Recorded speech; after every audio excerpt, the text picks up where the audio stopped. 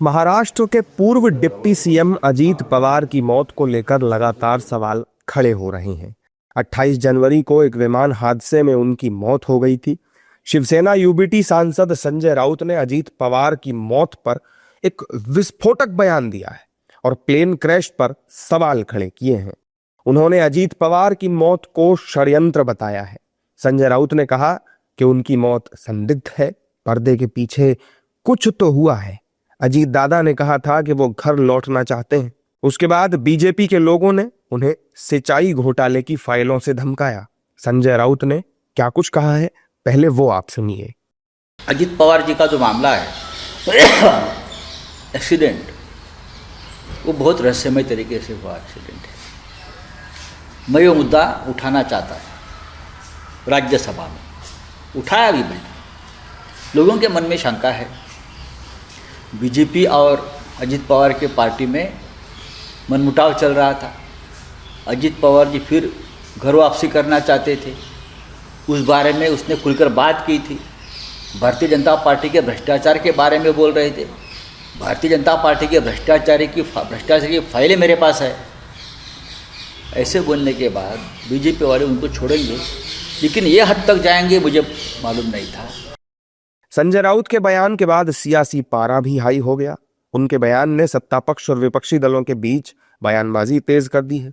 BJP नेताओं ने संजय राउत को शिवसेना यूबीटी के डूबने का कारण बताया है। इस दौरान नेताओं ने कहा है कि वो मीडिया में आने के लिए इस तरह की बयानबाजी करते हैं। अगर उनके पास इस तरह के कुछ सबूत हैं तो फिर वो कोर्ट क्यों नहीं जाते?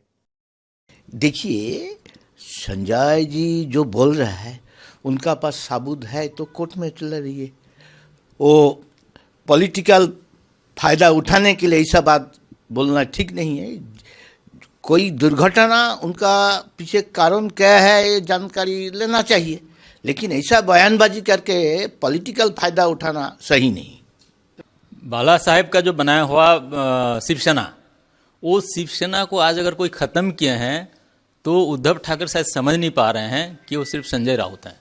उसके चलते आज शिवसेना खत्म तो नहीं हुआ, मतलब उद्धव ठाकरे का, राज ठाकरे का राजनीतिक करियर खत्म हो गया। शिवसेना तो है, जिंदा है, अब बीजेपी के साथ है। उनका बात को कोई सीरियसली आज के दिन में महाराष्ट्र वाले भी नहीं रहे हैं। वो कभी कुछ भी बोलते रहते हैं। उनका आदत हो गया है कि टीवी के सामने, मीडिया के सामने कुछ ना कुछ बोलते रहें और चर्चा में रहें। वो चर्चा के लिए बोल रहे हैं। कोई कुछ भी चीज़ है, कुछ के उनके पास है, जाए ना एफआईआर दें कोई थाने में तथ्य के साथ। ऐसा कोई बोलने से होता नहीं है।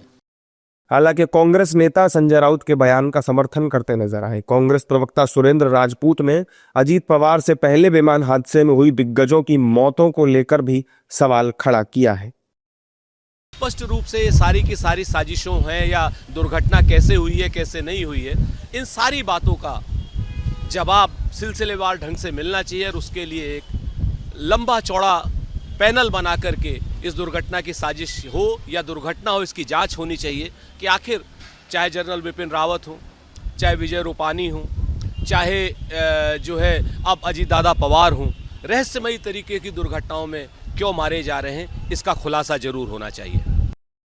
अजीत पवार की मौत के बाद उनकी पत्नी और सांसद सुनेत्रा पवार ने शनिवार को महाराष्ट्र की पहली महिला उप मुख्यमंत्री के रूप में शपथ ली थी।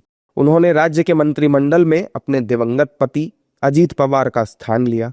पार्टी की तरफ से अजीत पवार की मौत पर कोई सवाल खड़े नहीं किए गए हैं, लेकिन विपक्ष उनकी मौत की लगातार जांच करने की मांग कर रहा है और बीजेपी पर हमलावर है।